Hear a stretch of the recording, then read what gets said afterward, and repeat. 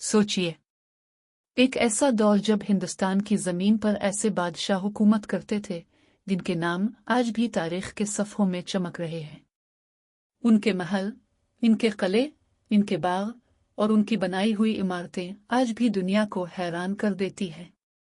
ये कहानी है मुग़ल एम्पायर की, एक ऐसी सल्तनत जो सेंट्रल एशिया से आए हुए एक जवान सिपह सालार ने शुरू की और जो देखते ही देखते हिंदुस्तान की सबसे ताकतवर सल्तनत बन गई।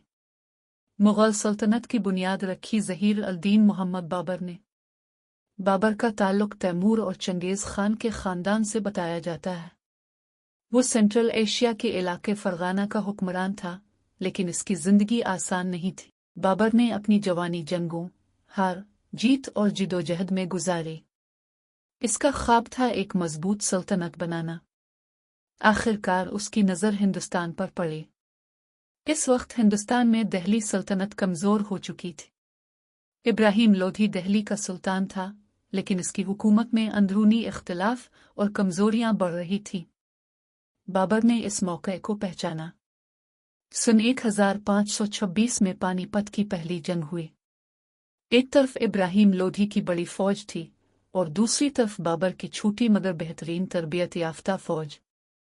बाबर के पास एक नई चीज़ थी, तोपखाना और बेहतर जंगी हिकमत अमली।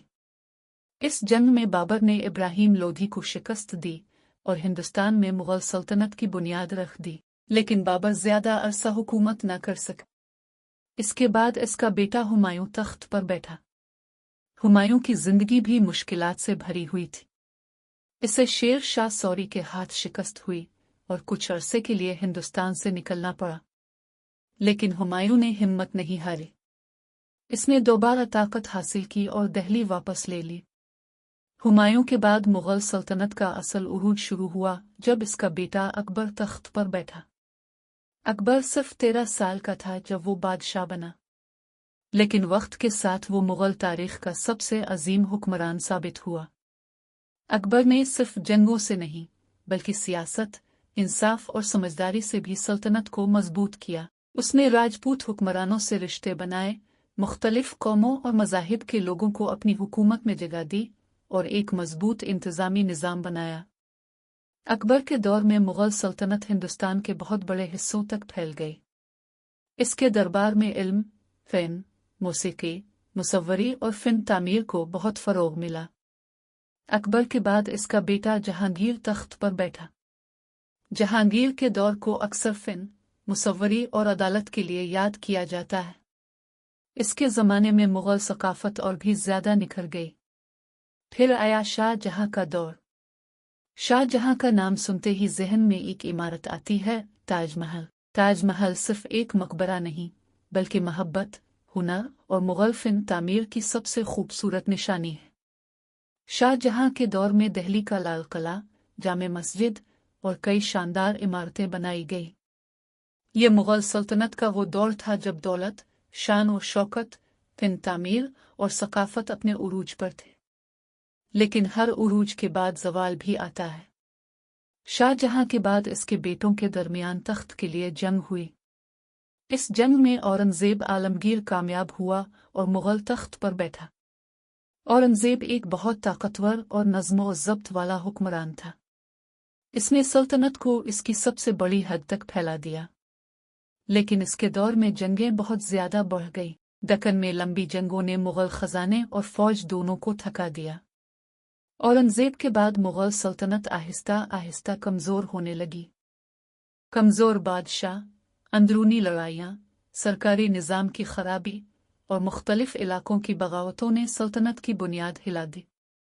मरहट्टा ताकत बढ़ रही थी। सिख, राजपूत और दूसरी इलाकाई ताकतें अपनी जगह मजबूत हो रही थी। इसी दौर में यूरोपीय तिजारती कंपनियां भी हिंदुस्तान में अपना असर बढ़ा रही थी। ईस्ट इंडिया कंपनी पहले तिजारत के लिए आई थी, लेकिन आहिस्ता आहिस्ता उसने सियासत और फ़ौज में भी दखल देना शुरू कर दिया। सन 1739 में नादिर शाह ने दिल्ली पर हमला किया। इस हमले ने मुग़ल सल्तनत की कमज़ोरी दुनिया के सामने खोल कर रख दी। दिल्ली लूट ली गई और मुग़ल शान और शौकत को बहुत बड़ा नुकसान पहुंचा। इसके बाद मुगल बादशाह नाम के हुक्मरान रह गए, लेकिन असल ताकत उनके हाथ से निकल चुकी थी। आखिरकार 1857 की जिन आज़ादी के बाद बरतानवी हुकूमत ने मुगल सल्तनत का मुकम्मल खात्मा कर दिया।